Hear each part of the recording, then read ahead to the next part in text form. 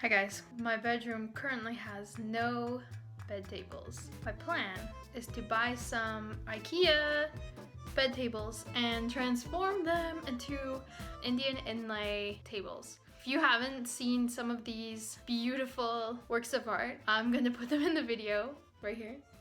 They're amazing, they're amazing. In order to be the owner of one of these, you have to pay $800 for shipping or go to India and bring them yourself because the shipping is expensive. My plan is to take a IKEA furniture and transform the IKEA furniture into a work of art that I can put in my room. I was looking at bed tables and like hundreds of bed tables, and none of them had what I was looking for.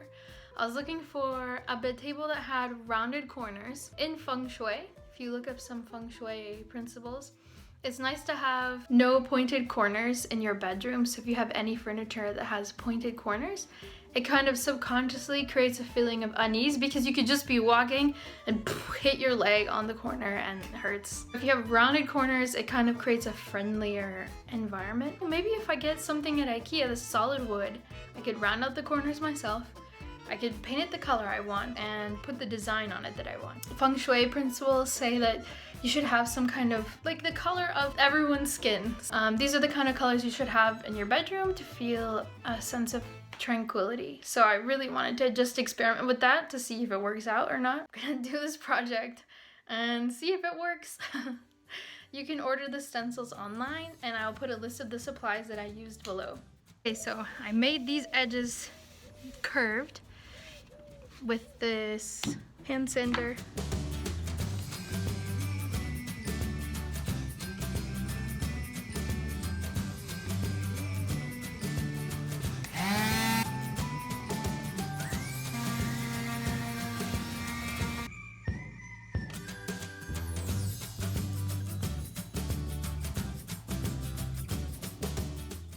I've assembled the table from IKEA and now we're ready to paint.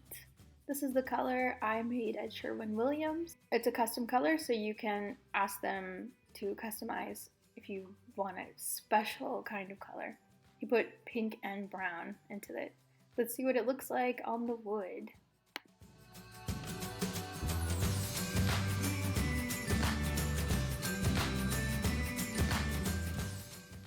According to feng shui principles, it's better to have rounded furniture in your bedroom because subconsciously any kind of pointed corners makes your body feel like it should be on alert.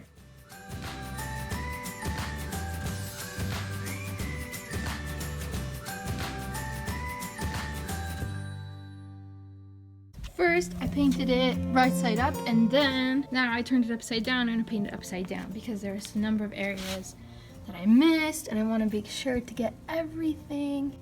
I finished painting a good part of it. I'm very excited about this color. There's tape there because I didn't want the inside of the drawer to get pink. I have the idea to carve a flower out of the door handles. I've never done anything like that before. So I have to go with the grain of the wood because these rings are difficult to cut into, so it has to be this softer area. A darker pencil. So I'm gonna use this fine point here.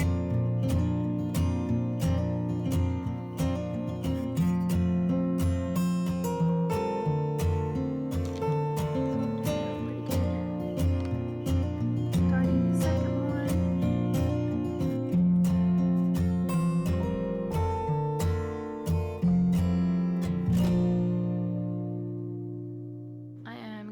Them white.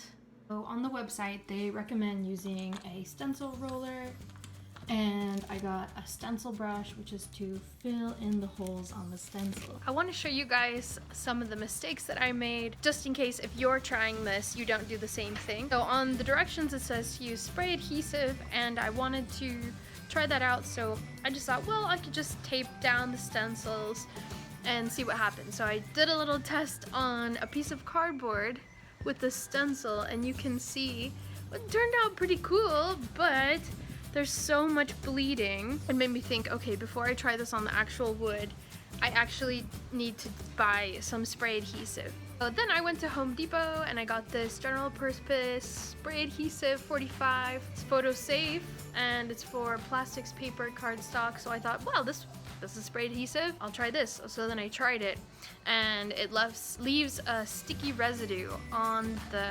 stencil and on the surface of the other thing. Don't use this. And I went to the craft store and I got this spray adhesive specifically for stencils. The important thing is that it's repositionable. So it has to say repositionable. This is what you need to use because it doesn't leave the sticky residue on the surface that you're stenciling. So get some spray adhesive from a craft store and avoid Home Depot. I sprayed it and then the wind blew and the stencil went flying and it got dirt on it. So then it was a sticky, dirty, sandy thing. These are the mistakes that I made. This is how I want to position it. There's the doorknob handle. Here is the center of the flower. And we have this in there. It kind of looks nice. Just have to measure these sides to see how it's 3.5. 3.5, so it needs to be a little bit up. Yeah, like that. This is the center.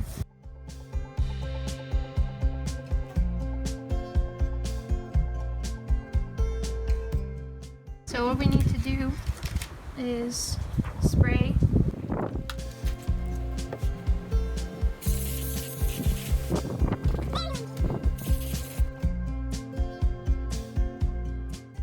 So we go to our marks, we find the center, we find our lines, make sure that it lines up with our lines. There. Okay.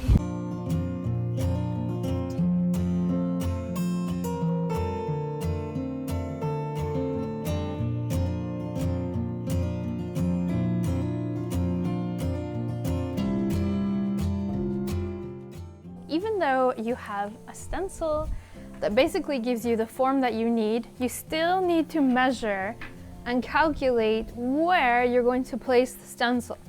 So here I've added a border around the stencil and I've created it with this corner here and I've added this space, so I measured 1 millimeter. You have to measure out where you're going to put your design. Get yourself a cheap shirt and some pants that you don't mind getting paint on. That way it's more carefree. I'm thinking about my design, where I want to take this edge here, because here it's rounded, so I have to think about how I want to fill in the spaces. And I've also looked at a whole bunch of pictures of Indian Inlay furniture on the internet to get some ideas. I reversed the order of the wood stain and the paint that I'm using. I really wanted to have this white look. And with the wood stain over, even though I wiped it off, it still looked a little bit pinkish colored over the white. I decided to flip it when I went to paint this. The white does not do well on top of the wood stain. I'm still able to do this. I just have to put lots of layers for the white layer to stay.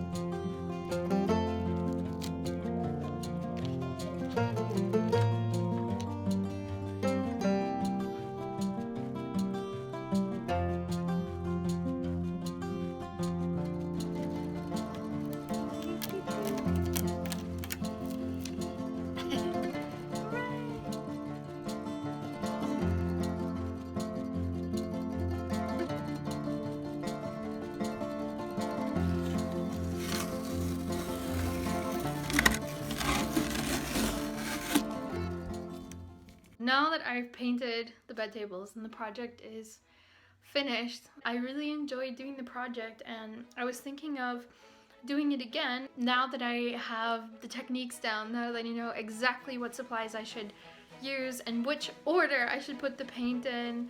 Get something that cleans your stencils, because my stencils, after painting and spraying with glue, they got very gunky. Water with soap was just not working. Then you can use your stencil over and over and over again. I ended up using many different kinds of brushes. You can use the rolly brush, but to get some nice detail, you can use a regular painter's brush. Yeah, I definitely want to do this product again because now that I know how to do it, I can go faster. I can make something nicer even. Hope that you guys enjoyed this video. Please hit the subscribe button below. I'm gonna try to put out some daily videos. Each day I have a new project to do.